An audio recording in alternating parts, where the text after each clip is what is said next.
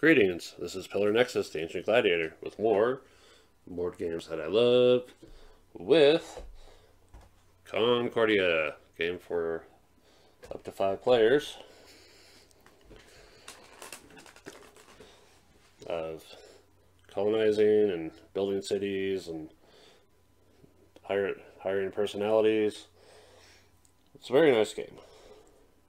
At the start, you'll have a land and sea colonist. Sea, land, sea, sea.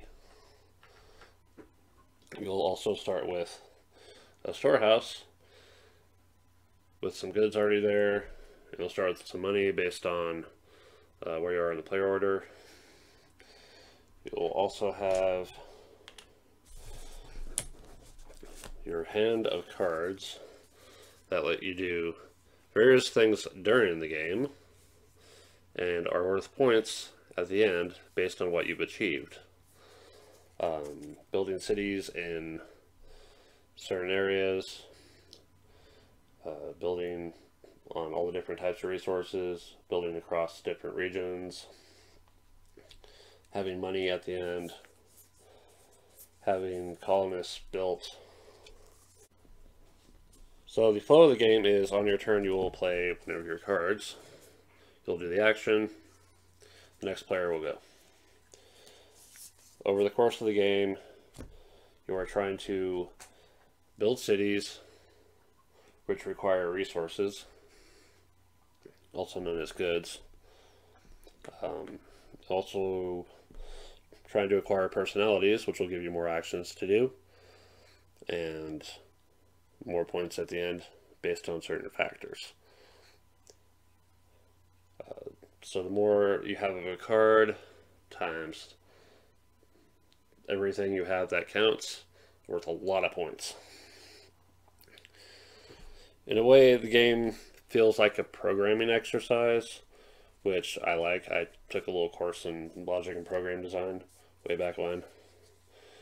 It feels like I'm going to do A, B, and C unless the situation changes, in which case I should probably do D first. And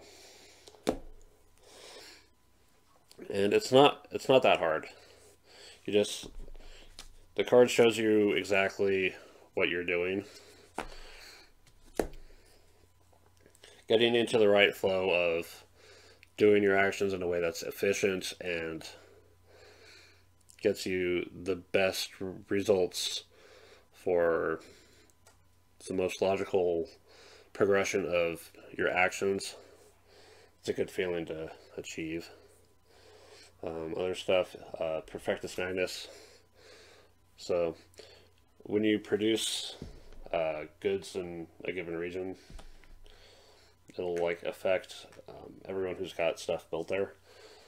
So like, let's say we activate this region and we've got the Perfectus Magnus. The bonus for this region is wine. So normally you just get the 1 wine, but if you have this, you'll get 2, since that's the bonus. You also get the resources there. Everyone else who's built cities will get resources.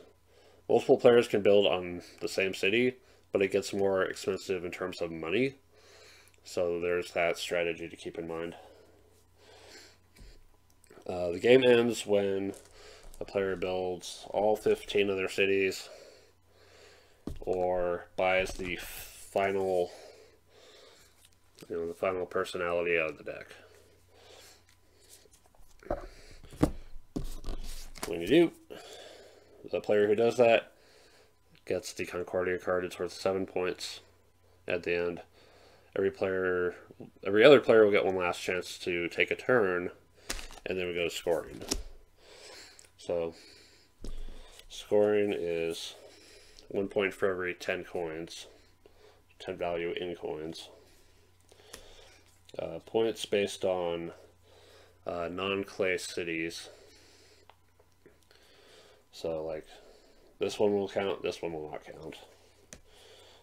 Points based on the different regions you occupy. Every region is going to count. Every colonist you have built, the start of the game, you got two built. You can potentially have 6, 3 land, 3 sea, and then just building different types of production. So I've got 2 different types. I built, wine, cloth, and tools. That'll max that out quick. And then there are certain cards that give you bonus points for having certain types of production. So I've got 1 clay production, so that'll be worth, those points. And then finally the Concordia card. The most points wins. This is a game I fell in love with the first time I played it. I absolutely love this game. I never want to get rid of it. It is the one game I have consistently won more times than lost. And it's a game I recommend to anyone who's interested in board games, interested in strategy, even interested in history. There's like a little historical context book with sorts of information on Roman gods and cities. It's really, really cool that they included it. Yes, this has been Pillar Nexus with Concordia. I love this game. Play it. Enjoy it. Thank you so much for watching. Have a good one.